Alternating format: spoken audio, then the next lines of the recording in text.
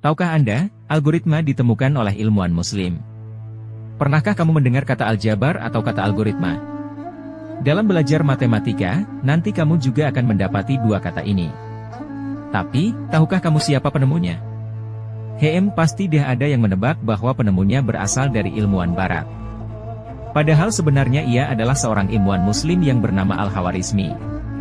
Siapakah sebenarnya Al-Khawarizmi itu? Yuk kita cari tahu. Salah satu ilmuwan besar yang terlahir pada masa kegemilangan Islam adalah Abu Abdullah ibn Musal Al-Khawarizmi. Dia berasal dari Persia, sekarang Iran, dan hidup pada masa Khalifah Al-Ma'mun. Di banyak artikel dan buku yang bercerita mengenai biografinya, Khawarizmi lebih dikenal sebagai penemu angka 0 serta bapak aljabar dan algoritma. Namun siapa yang menyangka jika intelektual Muslim kelahiran 780M itu juga pakar di bidang astronomi, musik, filsafat, logika, ilmu hitung, geografi dan kimia. Individu dengan varian kompetensi yang rumit tersebut, jelas tidak banyak dimiliki ilmuwan-ilmuwan pada abad kontemporer seperti sekarang. Intelijensi yang tinggi menyebabkan pribadi Al-Khawarizmi patut menjadi kebanggaan bagi semua orang Islam. Bahkan, nama Khawarizmi hingga sekarang tetap diagung-agungkan oleh bangsa-bangsa di Eropa. Buku paling fenomenal yang ditulisnya Al-Jabr wa Al-Muqabalah, 830M, yang menjadi pembuktian keilmuannya di dunia intelektual karena karya ini merupakan buku pertama yang membahas mengenai solusi sistemik dari linear dan notasi kuadrat. Oleh para ilmuwan di Barat, buku tersebut disalin ke banyak bahasa dan menjadi rumus pedoman untuk menyelesaikan kerumitan ilmu matematika. Hingga hari ini, studi kesarjanaan yang membahas tentang filsafat dan sejarah matematika banyak menjadikan kitab tersebut sebagai rujukan utama. Buku ini membuat dia menjadi orang terkenal, baik di dunia Barat maupun Timur.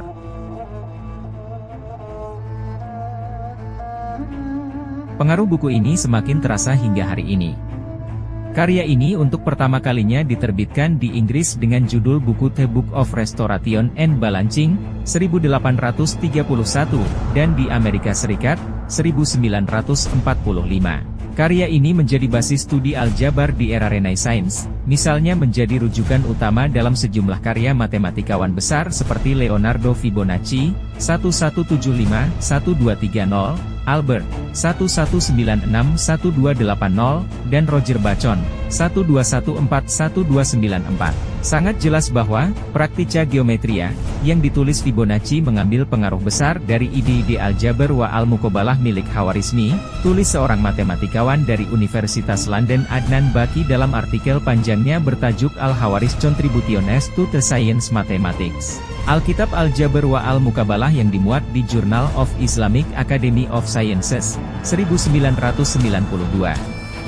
Al-Khawarizmi adalah seorang matematikawan Muslim agung yang pernah hidup di dunia pada abad ke-9 di puncak kejayaan Islam Khalifah Al-Ma'mun di Baghdad. Dia merupakan ilmuwan yang mengajar di Darul Hikmah, akademi saintis yang didirikan di Baghdad pada masa Khalifah Harun al-Rasyid dan diteruskan Al-Ma'mun. Dijelaskan dalam tulisan tersebut, pada permulaan karirnya, Al-Khawarizmi bepergian ke Afghanistan dan juga ke India.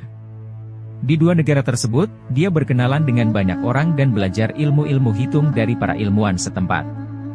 Sekembalinya ke Baghdad, dia memperkenalkan ilmu matematika dan astronomi Hindu.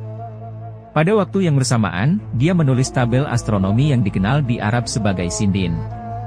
Pada periode ini, dia juga memperkenalkan hitung-hitungan, penambahan, perkalian, dan pembagian yang bermanfaat untuk para pedagang, peneliti, dan staf di Dar al-Hikmah. Dia juga mengajarkan perhitungan tertentu yang penting untuk diterapkan dalam pembagian waris menurut Islam.